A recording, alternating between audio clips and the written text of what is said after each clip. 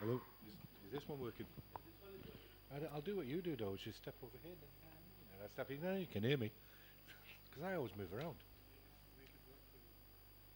You know me, I can't stand still.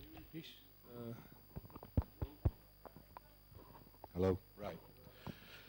So what we were talking about earlier was development and portfolios. Now, Zia is a chap who came over, spent a year with us in the UK a couple of years ago now. And what I want to do is just spend some time on his e-portfolio. Now, electric portfolio.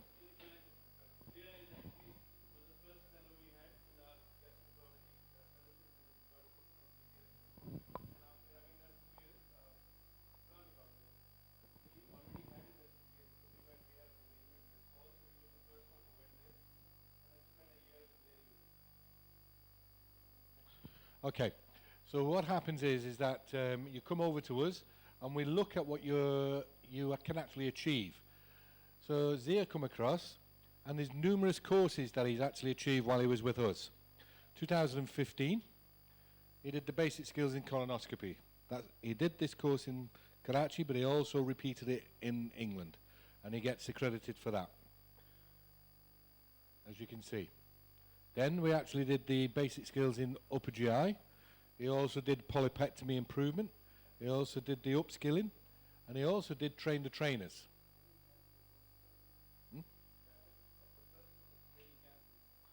That's because he hadn't arrived. I put him on it before he actually landed in the department.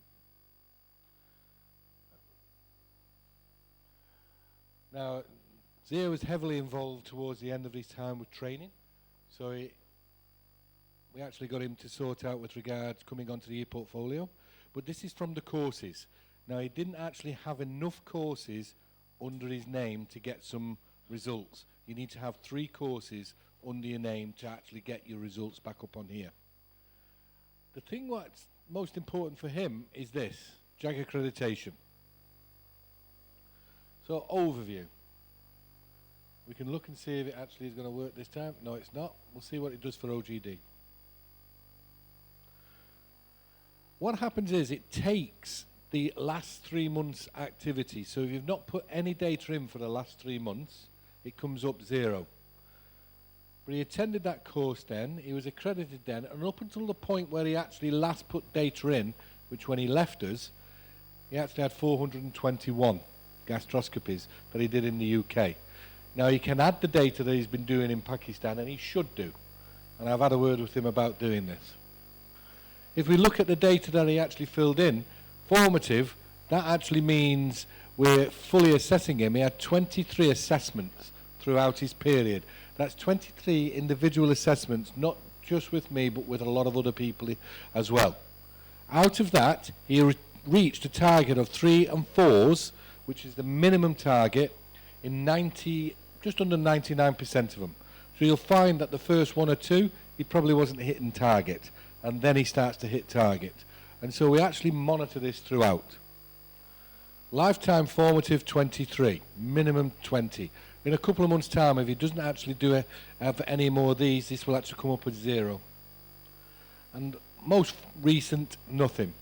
But what we look at is here about people who actually independently assessed him. So let's have a look here. This is actually to make him accreditable for the UK. And this doctor consultant came in, looked at him, and thought he was fine. And therefore we can submit him. Okay?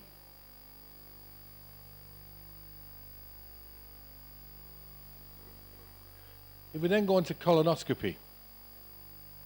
Colonoscopy supersedes flexible sigmoidoscopy. So it doesn't matter if you've got your cecal intubation. So you are responsible for putting this in, and I, being the lead, I'm responsible for checking it and making sure that it's correct.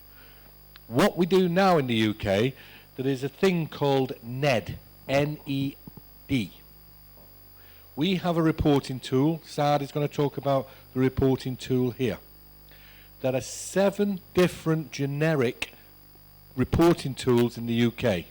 They've got different names. The main systems in the UK, Endobase, etc. There are a lot. We use Endobase. Endoscribe, Endolive, all of these type of things are all different reporting tools. there are 7 different main types. And out of those 7 different main types, 80% of hospitals use them.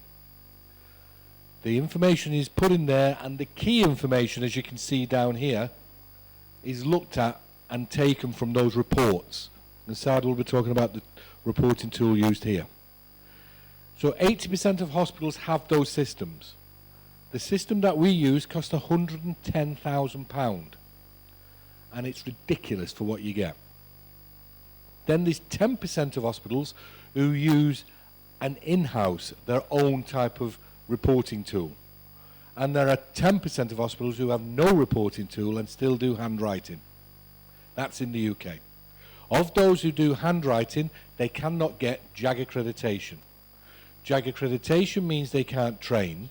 JAG accreditation means they lose revenue from each case that they do. So we get paid per case we do from the government, and we lose X amount if we're not JAG accredited. You'll still get some money, but not at all. So that is an important thing to actually do. When we sit down and look at the information that's gathered here, NED, N-E-D, is going to be the National Endoscopy Database. The endoscopy tool that is used at each individual hospital in 80% of the cases, the key information that you see up here will be taken from it automatically, will be automatically anonymized and put against your name in your e-portfolio. So you no longer have to go in and upload the data. What happens then is that they expect you still to go in and check it. Once you've checked it, they'll cross-tabulate the information and make sure it's correct. So what's happening now is people are looking at what you're doing, and Big Brother is watching. So every reporting tool in 80% of the hospitals, we will be able to do a league table who has got the best cecal intubation rate, lowest pain scores, all of these. These are the key things that we see on here. But in my opinion, all these are not real great indicators of having an effective colonoscopy. This is just talking about a procedure. A true effective colonoscopy is one where you have another one in 3 years' time and there is no cancer. If you have a synchronous cancer, a cancer that actually an interval cancer that happens between when you did it today to somebody else doing it in 2 years, then therefore in the UK it goes down as a miss. If it happens on 3 years, 2 days, it goes down as not a miss. Okay? So the key data that they actually are looking for is cecal intubation rate, unassisted, sedation, over 50s, over 70s, under 70s, analgesia, serious complications. These are the things that we're looking at. Polyps, complications. Now, if you do have any complications, what happens is it flags up on the system. And then I get notified, and then I am asked to come and chat to you. That's how it happens. So even on a local or national program, things get identified, and then they'll identify someone in your region to come and chat to you. So you have a serious complication 1. So we've currently got a chap who's had 2 perforations in 4 months. First perforation, a flat polyp in the cecum of 3 centimeters. Flat polyp was lifted. Flat polyp was removed en bloc. There was a small vessel in the middle of it. He decided then, in this base, to take a pair of hot biopsy forceps and coagulate this vessel in the cecum. Okay? So I'll let Saad talk about that one later. Same person, a couple of months later, and we're only talking a couple of months later, went into the rectum, large rectal polyp. He decided to lift rectal polyp. He then decided to take rectal polyp off. This polyp, in our opinion, is a level 4 polyp. Level 4 means that there are a lot of other issues. SMSA, remember when we were talking about SMSA? For those who weren't here, size, site,